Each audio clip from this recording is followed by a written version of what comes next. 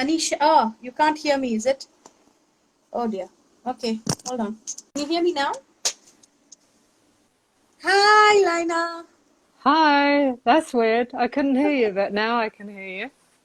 Yeah, I think it's a problem with my headphones. So Oh, nice to see you. nice to see you too.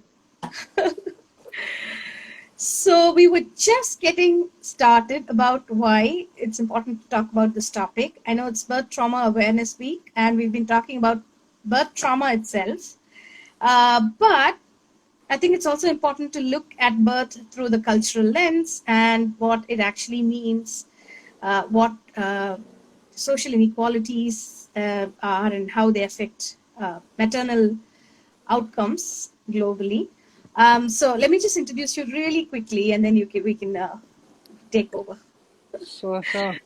Um, yeah, so it's an honor to be in conversation with Lina today. Lina uh, is a midwife. She's worked in the Philippines and in India. She's back in the She's in the UK now, and she goes by Global Doula. So she's a doula based out of London, and I wasn't sure exactly where in London, but yes, London. um, it's a privilege to have you on this discussion. So I'll start off by saying you've worked in high resource settings, low resource settings, right? Yeah, I've always worked in across the two. Yeah, I think in India it was more stark, and maybe here sometimes too. It's also quite a stark difference. But in India Yeah, it was particularly stark because I lived in an area of town where no foreigners lived really, and to get to most of my appointments the train was the fastest, right? The Mumbai local. So we would always go by train. And because we were always at the station, I started meeting lots of pregnant people that were literally living under the stars and kind of like naturally befriended them just by chatting and having tea. So sometimes I would meet them and they would tell me about something, and then I would end up offering to go with them to the hospital to kind of advocate with them and, be alongside them. And then on the other side, I was going to like top star, you know how it is, obstetric yeah, led, kind of like, the 5-star hotel life.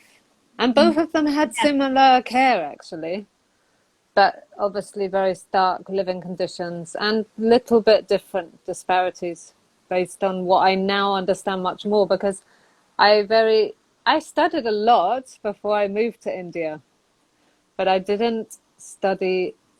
I think now my awareness now of race and caste and my white privilege and living as a white person in a predominantly brown world of India, I realize a lot of things. I see a lot of mistakes and things that I wish I could undo, maybe.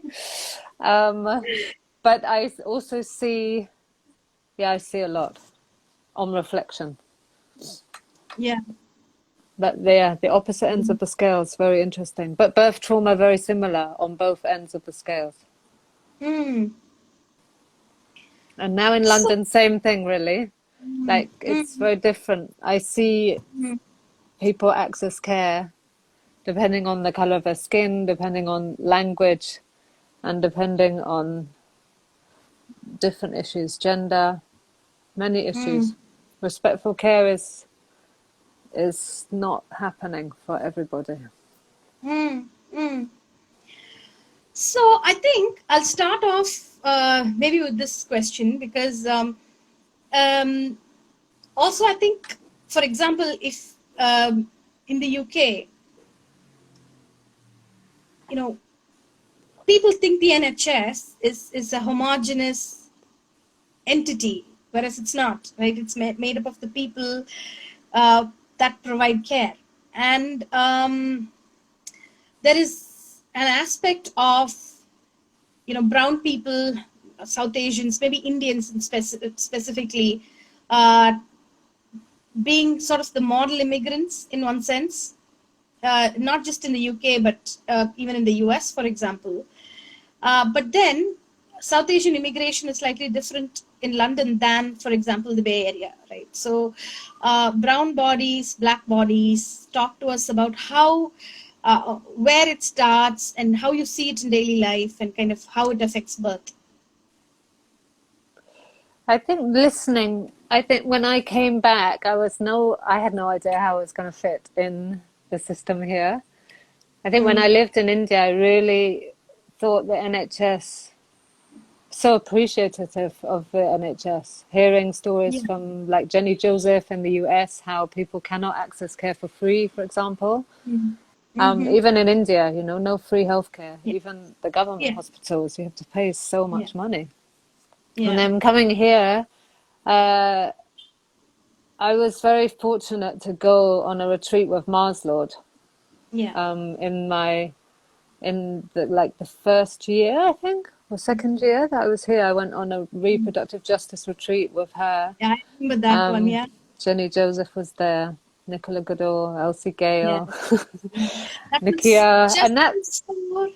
No, that was just after I'd moved here. I really wanted to go to that one, but that was just after I'd moved here, I think. Yes. And I think, like, I've always seen the disparities. I've always had eyes to see, and I've always lived in both, you know, I've seen both aspects, especially in India. And when I came back here, I just saw again the injustice of racism, but I wasn't really engaging in it. I just thought, what's my role as a white woman in this? Like, and I knew that I had a lot to learn and unlearn. So going on Mars's retreat was really, it was really an honor to be there and just to listen. Like, I did a lot of listening. For one, because I had no idea what to say. And two, because it was just very important to listen to what everyone was saying. It was a very safe space. And then from there, I felt really like the challenge is to engage, like have a commitment, I think, to keep engaging and to keep learning and to keep listening. So then I guess I think I have a bit of a magnet, having lived in Philippines, Hong Kong and Asia, in India, I Yeah. mean. I think I attract people that I can speak that. Okay. Sorry, my screen went off. Yeah, so I had some Indian the very first people I worked with were from India, whether they had been trafficked here or chosen to work and live here. And so that was really interesting. And I did see and hear about not so much just from one person, and she did give me permission to tell her story. I won't go into the whole story, obviously, but there was definitely some issues there of discrimination. Not so much in the hospital, but afterwards, when with safeguarding, calling the police and stuff. She wasn't believed as a brown person by the white police officer. Even it was a female, and she was at risk, but the police didn't listen to her and left her in danger, actually. Yeah. And when we think about maternity, I think we think about just the giving birth part, but actually it's a whole journey from conception through to the birth itself and the postpartum, right? Yes, And I think, carry yeah, on. and these issues, I think, come up at various points, right? Like, I think the question also is kind of what prompted you to go on that reproductive justice retreat, also, right? Like, I think maybe that uh, was the starting point of you deepening into this work. But the reason I'm asking it is two things, right? One thing is, it's not immediately apparent to the people with privilege that we have it, right? And because sort of fish can't see water, right? And there is a lot of comfort in status quo, and these are very uncomfortable conversations to have. And they're not, in your face, right? Especially in Britain, there's a lot of uh, uh, it's not a very often discussed topic, even in boardrooms, right? So when you think about diversity, equality, you talk about gender and, getting more women up in the top, and maybe even LGBTQ, but race continues to be a taboo. Largely, right? And it's the same thing here in India. I think the caste bit really hasn't, a lot of the inclusion and diversity work in India has been copy pasted from the West. And so, it does gender, if that, but there's so many aspects to diversity and, etc. So my question is, it's not a very obvious path for someone to take, isn't it, to want to engage in this work? So I guess if we can unpack that a little bit, but also I want listeners to understand what privilege is, because it's not immediately obvious what that actually is. Gosh, okay. So I think, yeah, in the beginning I was just very, um, I just recognized what a safe place it was, the retreat. And I was basically saying to Mars, it must be so lovely to have this gathering, like thinking that I'm not going to be part of the gathering. I was so happy that for once she didn't have to stick her neck out in a crowd of people that, tend to Mm, always question her or not believe her, or, like whenever she was talking about things, it was all in the circle of birth where it was predominantly white, and thankfully now it's changing. But not birth, I mean the birth world, right? Birth I workers. understand Of what you course, mean. Yes. midwives are there, but in the doula world, it was quite a white Yes. world and not Yes. not very inclusive or representative. So she was always the one Mm, that was speaking up and often got a hostile response. So then when I heard her, when I saw what was happening, I wrote to her and said, I'm so happy, like, what a lovely place, and so happy to see this develop. So she said, oh, it's not just for black and brown people. You can mm, come. And I was like, what? And I remember sitting on the train thinking, oh gosh, what am I mm, doing? Like, how am I going to fit in? I mean, not fit in because of the people going, but I was just like, why am I going? But actually, it was a very beautiful thing. I don't know if I could put into words, mm, but just listening and hearing more and understanding more of mm. people's lived experiences and realizing, and then going on to do Nova Reed's anti-racism course. Yeah. Um, And that was the big game changer as well, because although I could see and hear from people that are now really good friends what was going on at that weekend and, what's been going on for centuries, I Mm, realized more, much more, when I started unpacking on it. It's a very Nova's course is kind of, you go for it at your own speed and it's all online. So mm, mm, you just mm, do it as you do it. mm, But the unpacking of all those things, so mm. uncomfortable. Oh my God. But so needed because, the systems of race is constructed by white people. Like there's so many things I had no idea before, Mm, mm, going on the course and continuing to read but I could see it unfold in front of my eyes as I was like, since going on the retreat, mm, and even more so now having done and continue to do for the rest of my life, just learning. But the mm. more I know, the more I see, the more I see, the more I just cannot Yeah. unsee or go back to Mm. being complicit or go back to being. It's such a fine balance, isn't it? I don't know. Absolutely. Absolutely. So, and you've touched on a very important point, because a lot of my followers have asked me this question about how, once they have seen this, once they start engaging with this sort of cycle breaking work of unpacking what you were told by your parents. So, in the Indian context, for example, it could be, unquestioned, not questioning authority and going with the flow and being complicit and being the good girl, until, they reach a point where the first baby is born. Sometimes after the second baby, but, after the first baby is born and through the birth, there are a lot of women who started unpacking a lot of things that they haven't questioned before, right? So I often get the question, oh my God, this is hard. And, I can't unlearn these things anymore. I can't unsee it. Now that my eyes are open, I see it around me, everywhere. And it's exhausting and the cycle breaking work. And it comes at the cost of, maybe severed friendships or, difficult conversations with the family when you're holding them accountable to these things. And they're applying it in the context of their parenting, right? Like wanting to be a different parent than, and sort of break the cycle in that sense.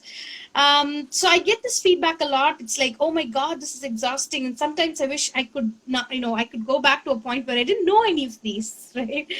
Tell us about that journey, like exactly what you say, like the more you see, like you can't unsee it, right? I don't think you can go back to a time where you weren't aware of any of this. Is it exhausting? Like, is it, what is the cost of that work, I guess? This inner healing work. Not healing, but this inner, understanding, unpacking privilege, all of that work. Yeah, when I see what other people are going through that are non-white people, I just think it's it's our responsibility to do it as a human citizen. So I don't really think much about the cost of it because I just think it's a requirement, especially now. I mean, it's always been there, but now everyone's kind of woken up, Yeah. waking up. I think in India, for example, and the Philippines to a degree, now I understand more when I was there. Because obviously being a minority, when I lived there, everyone looked at me all the time. And I think, there's a certain, like, for example, in the Philippines, just before I was there was a commercial on the TV of a white man at a gas station or something, and his name was Joe. So wherever we went, it was like, hey, Joe. I mean, everyone just called us Joe because that was what they Yeah. had seen of a white person. And then, but that's nothing compare. I'm not comparing that, but I'm trying to bring up an example. What was I thinking? I think, yeah, because especially when and that kind of idol worship of whiteness, like there's just that. In the Philippines, it was very much about Americans, but I think we come Yes. under that as a British. Yeah. But, Yeah. having been colonized and all of that, there's just this way, just a very, holding whiteness up to such a high standard Yes. as best. And it's just so wrong. Like what has happened in the name of, in power and control. And in India, it was similar. It was very hard Yes. to be friends with people.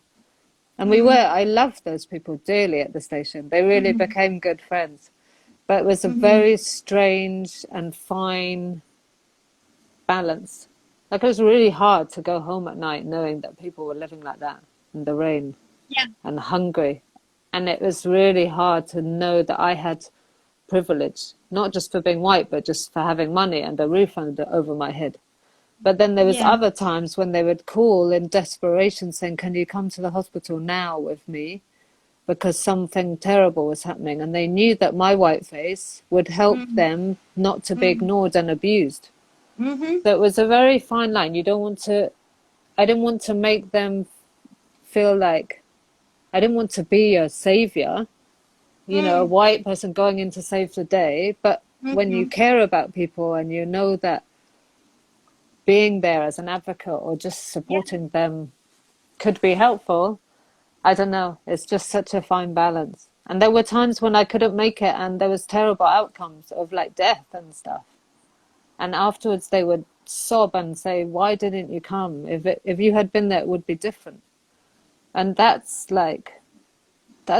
a horrible, I don't know, such an unfair consequence of injustice and power and systems Yes. that hold people in Yes. different positions, But here, like I've seen people here, for example, I've been with someone here who had fibromyalgia and had terrible pain. And she was a black woman. And I don't know, I was in a meeting with lots of different people and it was like no one could hear her. She was crying. I mean, she was in so much pain, but no one was listening. And I was like, what is wrong? Like, why can't anyone see right here? Someone is like not being heard right in front of them. And people literally spoke at her, told her what was going to happen. And she didn't even have her eyes open because she was in so much pain. But her midwife, one lovely, lovely midwife, and we sat together and had a great discussion. And her midwife was amazing. Mm. Happened to be a black midwife, but I think, it's sometimes just listen to Jenny Joseph today on that. I was just on a meeting all day, so my head's a bit like, whew. But, the setup that she has over there, for example, it's just, there's something in maybe this, Mars has set up something here, like antenatal care for black and brown people, run by black and brown people. Yeah. Then it removes the unsafe element that sometimes our whiteness can bring to a situation. But that Yes. doesn't mean we don't have to we do have to be part of, we are very much part of the NHS. I think Yes. there needs to be a shift of power, control, and people, at different tables. The RCOG Yeah. looks very good. The new RCOG action plan looks really good. Yeah. Yeah. And I think you brought up many layers, but I want to notice like one of the things that you said was this battle between I have a place of power slash um, yeah, agency in which I can influence something, and that is this hierarchy or system. I didn't maybe earn it, but that's where it is, and maybe I don't want to kind of use that power, but I think there is that power, and then there is a genuine opportunity where you can use that to help people. And then the challenge is, by doing that, am I owning into that hierarchy, and am I owning into that place in that power systems, which I didn't necessarily earn or something. Then I also heard this conflict, and this is something we've been thinking about as well, is how do you really change the status quo? Is it by being in the system or by being out of it altogether and having a viewpoint on it? So, what are your thoughts? Good questions. um, yeah, like, oh gosh, I've forgotten your first question now. That's the same But when you question. were talking, I was very much reminded of how when I was in India, I would be asked to speak at these conferences. And in the beginning, I was excited because I'd never been asked to speak in my life anywhere. And it was quite it was like, oh, this is exciting to talk about midwifery Yeah. because my passion was on respectful care and these things. And then one of my friends who is Indian pointed out to me, you come out of your own city and you're speaking, but have you looked at who else is speaking? And it really was like, oh gosh, I didn't even realize. And I'm thankful that she could tell me that because it's hard to tell your friend, hey. But I was really grateful to her because I noticed it again and again after that, white people are very often asked to speak. There was one conference I said yes to and I didn't even think about it. I didn't think to ask who are the other people. And it happens here too, all the time. I think not, I hope it's changing now. But Yeah.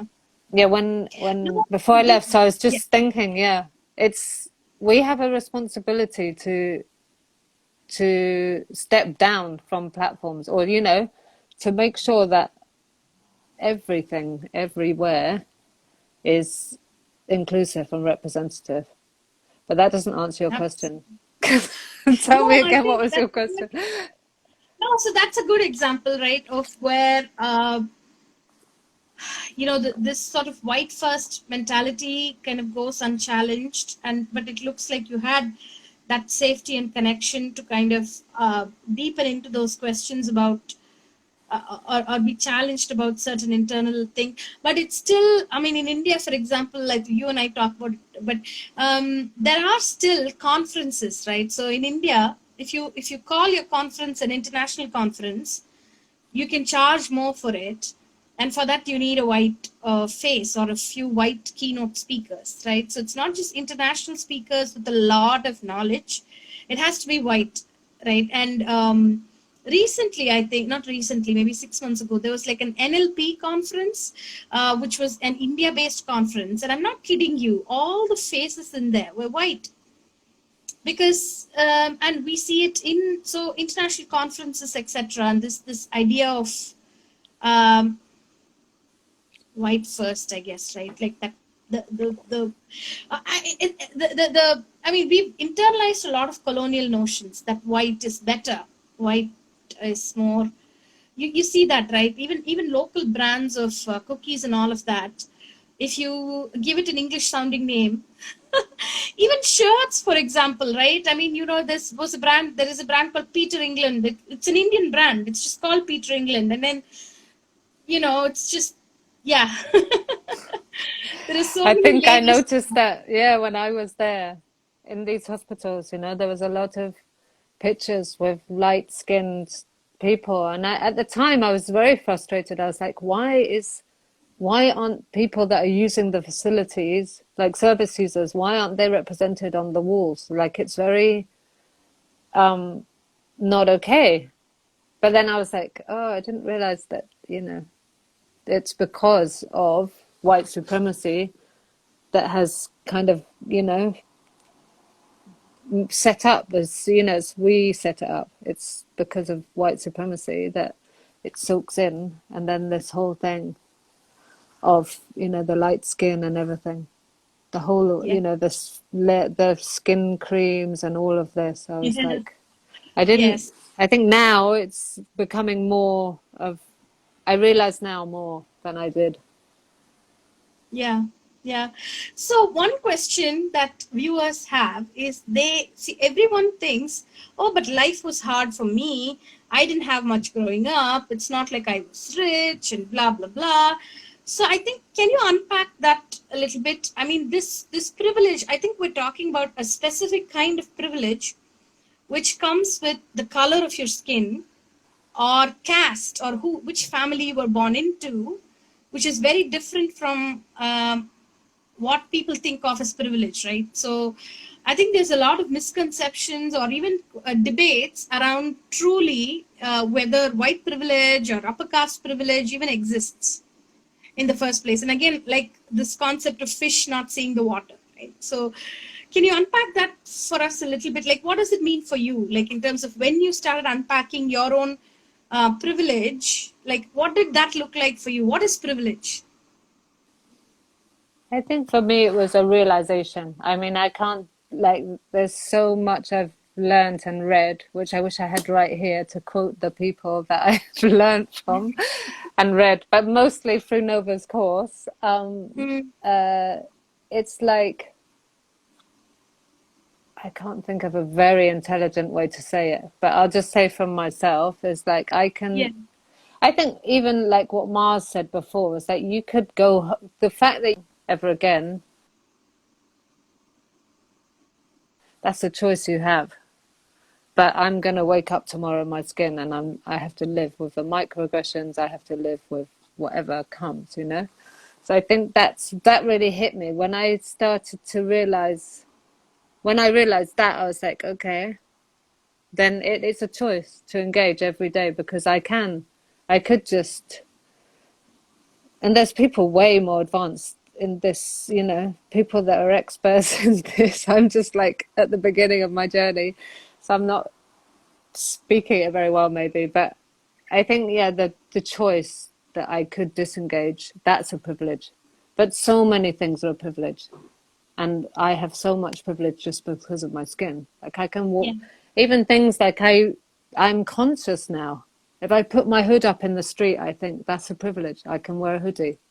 Someone who's black might be stopped by the police or shot, or can ride my bike for a traffic light.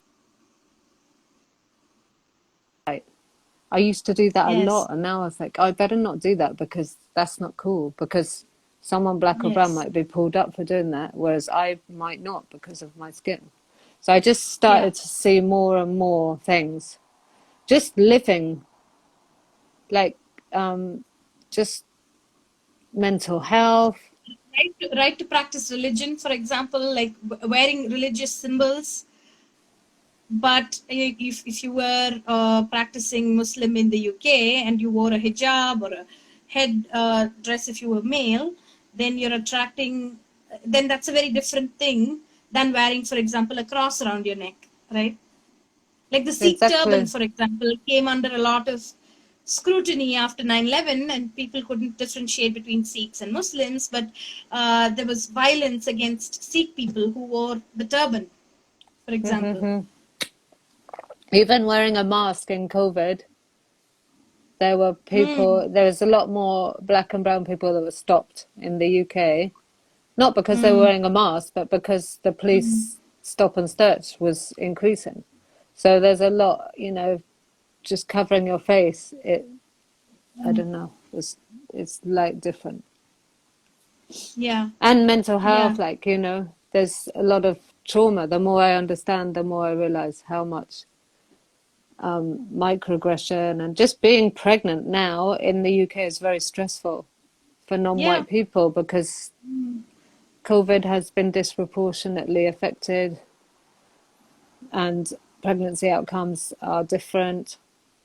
Yes. So it's like there's a lot of stress and a lot of trauma that people are Mm, dealing with. So there's unending privilege really, mm, but that doesn't mean that white people have to live in shame and guilt for being white. We can't help being white, but I think we can help ourselves and society by learning how to dismantle the systems that we've built and learning how to mm, be inclusive and be representative in everything that we do. mm. That's something positive that will affect Yeah. society. Standing alongside people that are Mm, disadvantaged, supporting mm, our community organizations or whatever.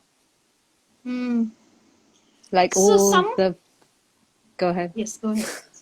Mm. Now, there's a No, no, lot no, go that the ahead. Black Lives Matter campaign has highlighted ways in which everyone can help, but especially how white people can help.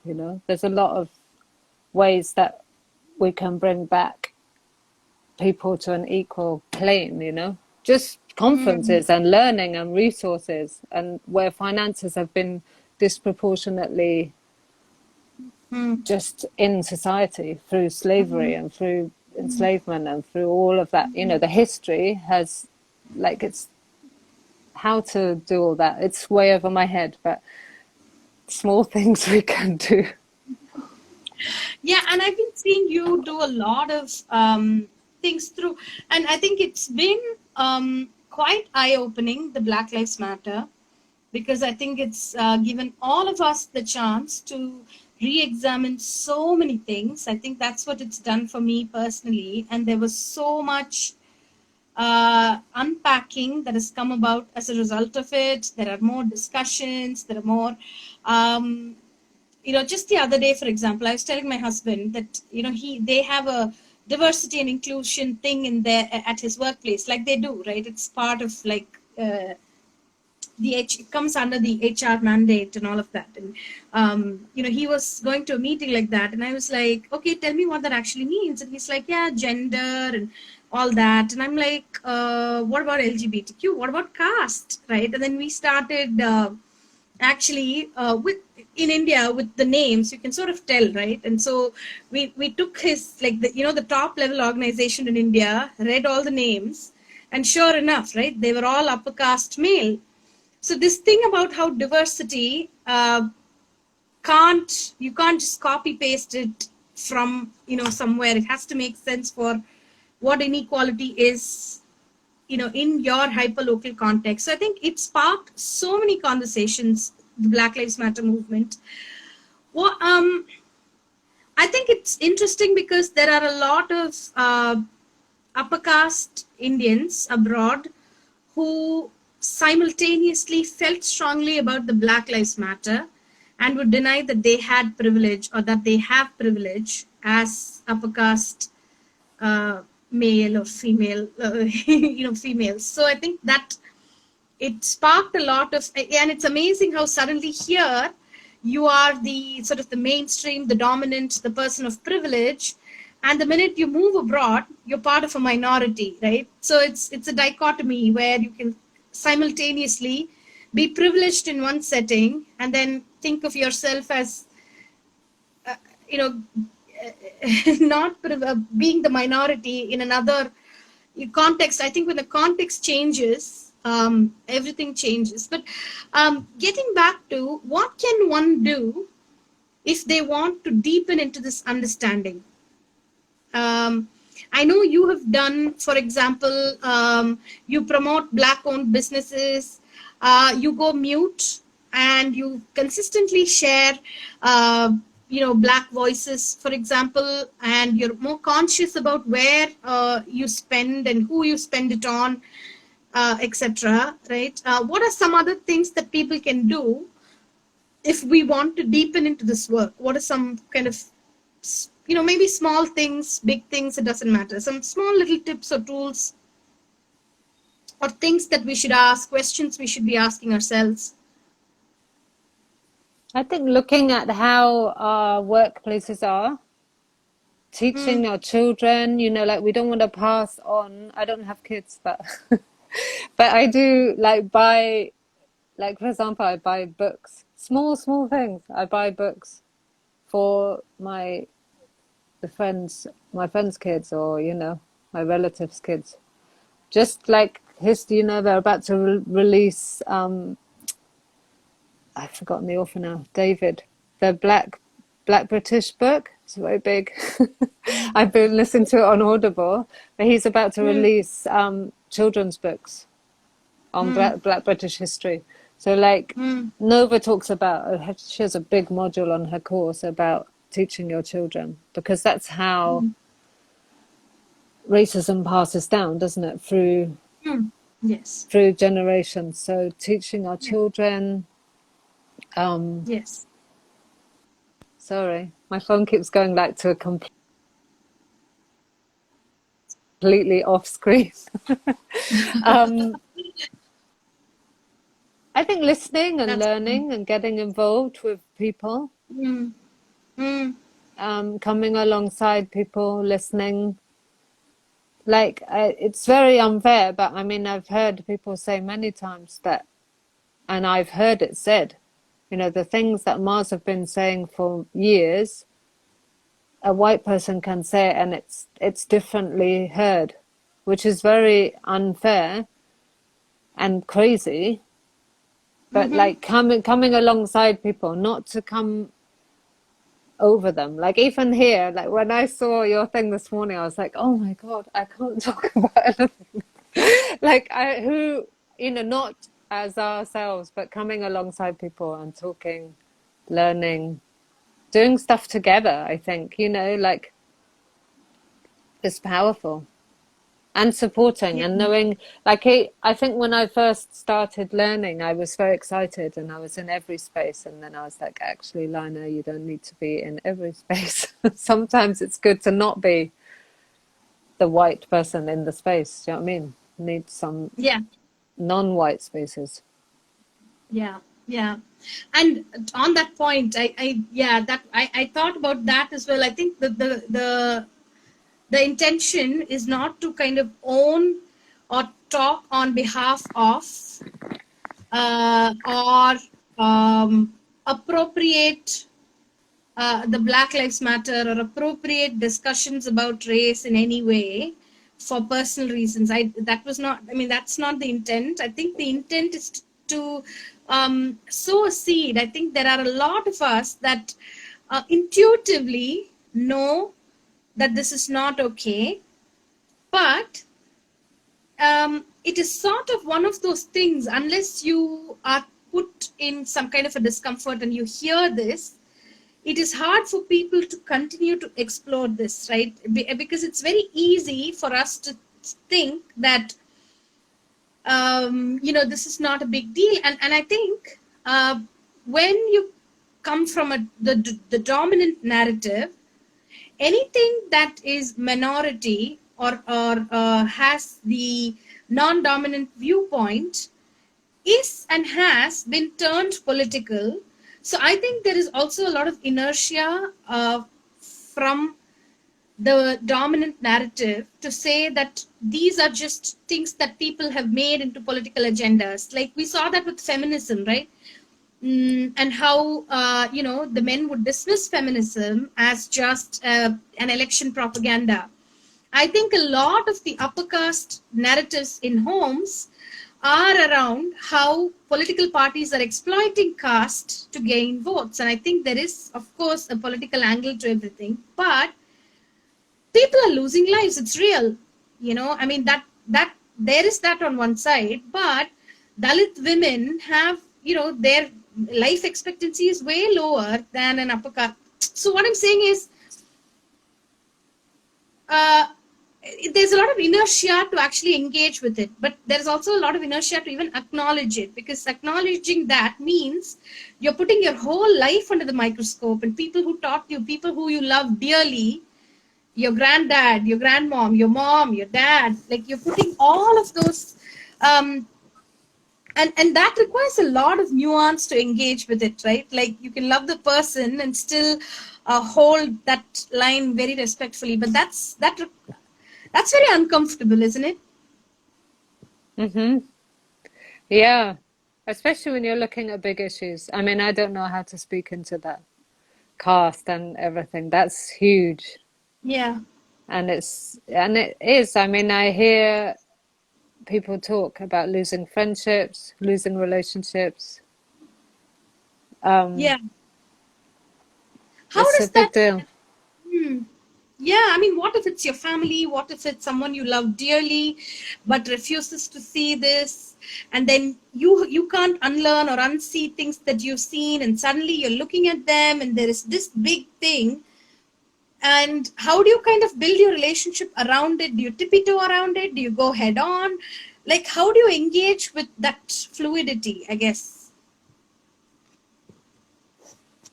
I think, I mean, to quote Nova, I don't know accurately, but not the power of inviting people in, calling people in instead of shaming people, because shame doesn't help people to change. And I think that's something that I might have done in the past about other things in my life. So I think like learning how to call people in, because friendships don't end overnight. But for me, it's True. not. I think it's harder for, say, someone black or brown with someone that refuses to acknowledge racism. Is that friendship worth the pain of that ongoing tension or not?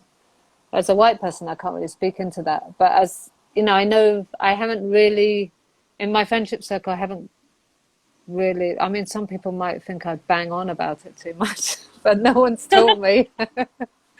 So far, um, Yeah. I haven't really had to like deal with Hmm. that.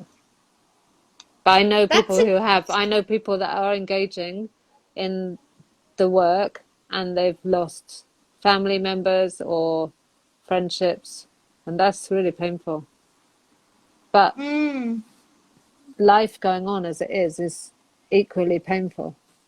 Like Mm-hmm. there has to be, sometimes there has to be loss for gain, isn't there? In everything in life. Sometimes you have to go right down before you can move up. And I think losing a friendship that is, once your eyes are open and if you're seeing something that you can no longer, I mean, I work, for example, work relationships. I've had these things before where you think you're having the same value and then there's a clash of value. And if you're carrying on and ignoring the clash of value, then you're being complicit in something. So either you Yeah. have to make a stand and be like, okay, this isn't all right in here, you know? So then Yeah. sometimes there is a loss of a job or loss of a circumstance because integrity, you either have to lose your integrity and carry on with something that you don't really agree with, or you have to stand up and Yes. say, I can no longer Yeah. do this. Yeah. That's hard. And I think Yeah, I have had that that. is I have done that, super I think. hard. Yeah, yeah. And I think we're also, yes, this is one aspect. And then when you want to parent differently, I think parenting is a whole different paradigm, because when we want to stop that cycle, and when we want to parent differently, then that comes at a huge cost, right? For example, in intergenerational families, like joint families, or even, when your partner and you have to be on in sync about these things. That means the partner either has to engage at some level in what your journey has been, or they need to trust you implicitly to sort of be on the same page with you about parenting. When you want to, so for example, the things you said about reading books, talking to your kids, and how to talk to your kids, that's not a singular thing, right? Like when you're in a relationship, and that requires a, partners being on the same page. And if you're co-parenting with grandparents, for example, how do you really, I mean, that's a completely different ball game. Like, you're not going to change their minds. You know I think it makes that even more complicated for people that are trying to break the cycle in terms of parenting. Yeah, especially as so much has changed so fast in the course of the last 80 years. If you think about language and society and Mm-hmm. information, I mean, we have so much information available to us now. Like, Yeah.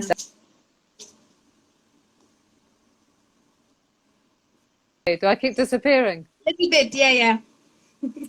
Little bit. Sorry, I must have set my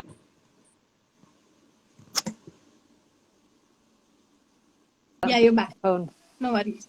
Yes, I think, yeah, it's a challenge for sure. But I see grandparents, amazing grandparents, like really, some of the people. I met Maureen I followed someone, I don't know how we started following each other on Instagram, but I just met her last week. It was so lovely. And she's been really Oh, educating people on her Instagram it'll about be lovely if you can racism. share. Yeah, yeah.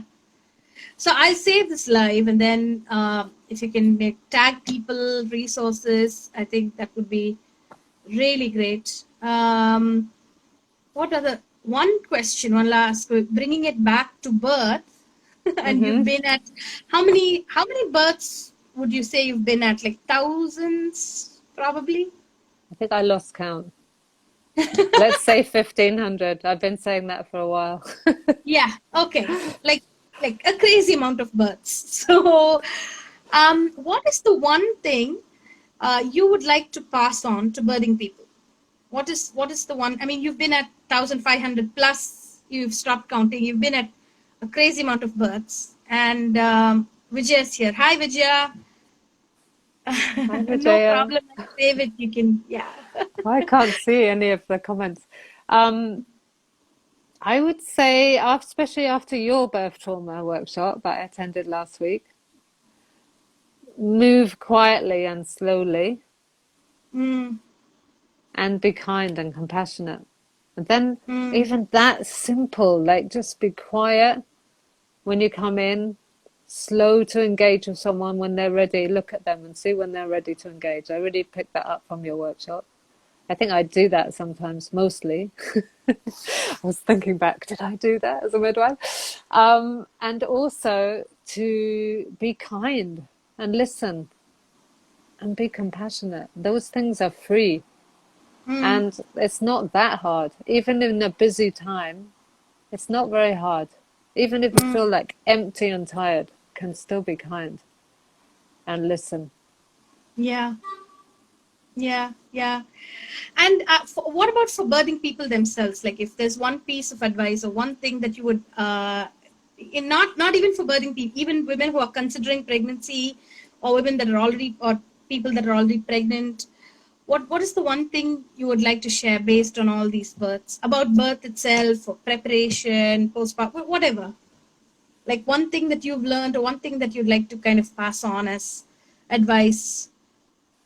I would say if you can have a choice of who can be with you, which I know is a little challenging over COVID, but who is, if you can only have one person, who is that one person that's got your back for safety, Mm, for emotional safety? Know your rights. And if you're in a place of choosing somewhere, like for example in India, no brainer for me. I know that's a privilege as well. But if I was pregnant in India, I would travel for sure to Hyderabad or yes. Kerala Yeah, yeah. and go Yeah, that's what I to, would do personally too. Yes. because I know that But I'm my getting reproductive respectful we care. have to leave, so. In the NHS, you don't have a choice necessarily. So obviously you don't have a Mm, choice. But home birth, like don't rule out home birth if you're somewhere in the UK, because home birthing teams are often 1-to-1, or at least 4-to-1. You might get to know your care provider and have more yes. relationship, more autonomy. In your own home, you have more autonomy over yourself and over your Abs- body, over your choices. And in the hospital, it can be beautiful too. Can also be quite a challenge. Even Mm, getting to hospital can be quite a challenge. So, yeah. Yeah. Know your rights is a big one. Not a lot of us are very clear on what those rights actually are, and world over, I don't know if it's very clear exactly what women's birthing rights are. So I think that is a very kind of valuable, and that changes by, for example, in India, it changes by your state. Sometimes it can change by district, etc. Right. So I think it's important that we as childbirth educators stay abreast with it, but also that we provide that in our childbirth classes. I think it's a fine line between um, not freaking a pregnant person out versus sharing their rights, and telling them what they should be aware of. So that's mhm. there. And choose the right care provider, and choose that the right people to be around you, right? So that was the other one that you said. And kindness. And kindness, yes, for the care team. Yes. Excellent. Good. I think we can keep on talking, but this feels like a good place to kind of stop. One thing I will do is save this, and if you can just comment with some resources and things that people can do to start exploring or deepening into this work, that would be amazing. And thank you so much for your time. For sure. Thank you so much for having me. It's really lovely to talk to you. I hope we can meet one time off the Yes, screen. I I was know. I actually meant know. to be coming to India on Friday Oh my God. This for, Friday? yeah, for holiday. Because I never got to Wow. see the country, right? I was always on call. Yeah. So I Yeah. was Yeah. going Yeah. to go to Goa and I was going to go to Taj Yeah. Mahal. Yeah. I was going to do some train trips, but never mind. Oh, that would be lovely. But Another day. you can't teach kindness, Lina. That's the problem. Reba Singh. Reba's here. Riva. Oh, lovely. But yeah, I mean, hopefully the skies will open up, and we'll see you soon. I was Yeah. supposed to be there in June. I remember I was telling you I was planning to spend a month there uh, back in the UK. All that fell through, but it's worth the safety of staying at home. But hopefully, at some point when things reopen, see. Hmm. Come, come, come, come. We were supposed to do that together this year. Yes, Vijay saying that. Shama Padke. Hi, Lina. Oh, Shama, hi. I can't see any of the comments. It's frozen on my screen. You That's click- very strange. Okay. Huh. It would be lovely. Just whenever the skies open up, just come, right? Like there's enough of us and we can have a good time. Yeah, cool. So which you're saying anyway, you both are doing super work. And you, Ja, Reba. Indeed. I'm so glad we got to do this. Thank you so, so much. You have a You're good welcome. day. You And too. we'll see you soon. Thanks. Bye. Bye. Bye. Hey, hold on. Oh, Lina. yeah. Reba asked me, sorry, we have one more question. I'd love to hear from Lina about how we can bring kindness consciously into birth spaces. Oh, that's a good question. I think sometimes I was able to model it, but it's very hard in the hospital setting. Even here, it's hard sometimes. I think sometimes someone said, Shafia the midwife, Monroe, Yeah. she said, Monroe. how can you protect me? On the birth plan, she said, how can you protect me from racism? So I think regarding kindness, could write something like that to your care provider. I want to birth in a kind environment. Please make sure everyone's kind to me, introduces themselves to me. Because a lot of the time it can become very medical, isn't it? Especially in emergency. People run in, they don't introduce themselves, and before you know it, there's a whole room full of people. And that's traumatic in itself. I think just saying things like, can you introduce yourself? Can I introduce myself? I want everything explained to me before procedures are done. Just kind of taking control. I know it's very hard, and even culturally, sometimes it's not very cultural when we've had years of like listening to the doctor. But yeah, taking back your own autonomy and in a conversation, if it's possible, making pathways for kindness. And make That's sure the beautiful. person with you is speaking up on your behalf if you can't. Yeah, yeah. So Shama says you were always modeling kindness when you were here. And Vijaya says, I think kindness comes when you let yourself feel, and the medical environment does not allow you to feel. Yeah, That's true, but you always find kind people. There are always, not always, that's the thing. It's like a lottery. That's the problem. It's not guaranteed. yeah, And yeah, people want that kind person, isn't it? absolutely. So we have 20 seconds left. So Oh, Instagram cuts it off after like 50 or whatever minutes. So okay. thank you so, so Cut. much. It was lovely Welcome. having you. Lovely to be here. Take care. Bye. Bye.